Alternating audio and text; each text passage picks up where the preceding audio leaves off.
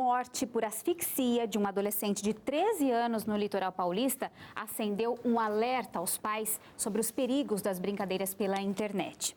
O jogo do desmaio, como é conhecido, que vitimou o menino, consiste em interromper a oxigenação por alguns minutos para viver a experiência de vertigens ou até mesmo desmaio. Isso é um problema mais complexo, aliás, do que se pode imaginar. E quem nos explica é a psicóloga Sandra Bittencourt. Boa tarde, Sandra. Boa tarde. Participar de brincadeiras que põem em risco a integridade física e até a vida por aceitação de um grupo, isso atinge que tipo de adolescente, Sandra? Os adolescentes, de uma forma geral, na verdade, não é? Porque isso, agora a gente está olhando essa questão na internet e assim por diante, mas isso é desde sempre. É que a gente olhou agora para a internet. Quando eu era adolescente, o que rolava era a roleta russa, que as pessoas acima de 50 anos como eu se lembram. Então, de verdade, essa questão do adolescente tentar ser aceito no grupo, não é? E agora, com esse tipo que nós estamos chamando de brincadeira, que isso, na verdade, é um jogo, não é? E aí a gente fala, nossa, agora na internet. Esse desejo sempre existiu, é que agora a modalidade do século XXI está sendo essa.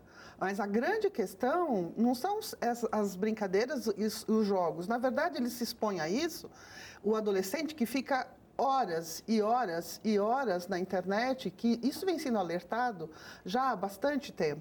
Não é? Então, os computadores o computador pessoal do adolescente dentro do quarto, não é? Hoje em dia, cada filho tem muitos, né, dependendo da classe social, mas vamos dizer assim, tem o seu computador dentro do quarto, a sua televisão dentro do quarto, quer dizer, fazendo um mundo à parte e ele pertencendo e atuando no mundo virtual.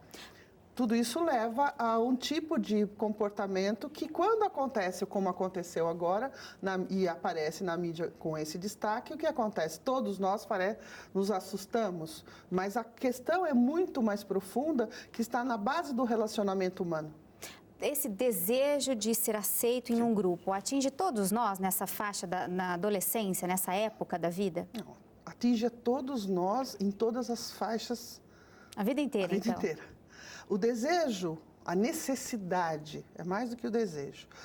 A necessidade de pertencimento é básico da personalidade humana, da existência humana. Pertencer e ser reconhecido. Então, quando eu sou reconhecido, então eu pertenço, eu faço parte.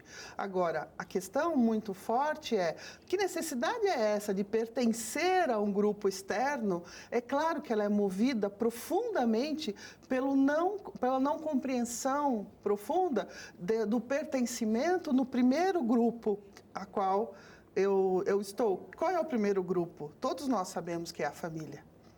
E isso é muito profundo. E a gente diz assim, é claro que pertence. Você não sabe que você pertence? Mas a coisa é maior. Então, é a questão da presença, é a questão do olhar, é a questão da escuta ativa, como nós já falamos aqui no quadro. Todo o trabalho que se faz, inclusive aqui no Papo de Mãe, é um trabalho preventivo para essa questão pontual que nós estamos falando hoje. Então, isso é muito profundo e muito maior do que a gente possa abarcar neste momento, né? Qual que é o alerta, então, que você dá para os pais, Sandra? Como que os pais podem deixar os filhos fora disso, entendeu? Tentar evitar que eles participem de jogos como esse. Presença sempre, não é? Presença. O que é essa presença? É estar de verdade com o outro. Coisas hiper práticas, não é? Computador, dentro sempre da vistoriar. Na área social da família. Não é? Computador não é dentro do quarto, mas, como diz o próprio Cortella, né, que todos nós conhecemos, os professores são os primeiros adultos que muitas vezes falam não para o adolescente. Quer dizer, ele passa uma infância e uma adolescência sem ouvir não. Quando ouve não na escola, entra num estado e aí os pais vêm. Não é? Muitas vezes, não ouvir a escola, não ouvir o professor, mas sim confrontar. Então, a gente está vivendo um processo muito difícil nesse início do século XXI, nessa questão de verdade, olhar para aquilo que é fundamental. Tá certo. Obrigada, viu, Sandra?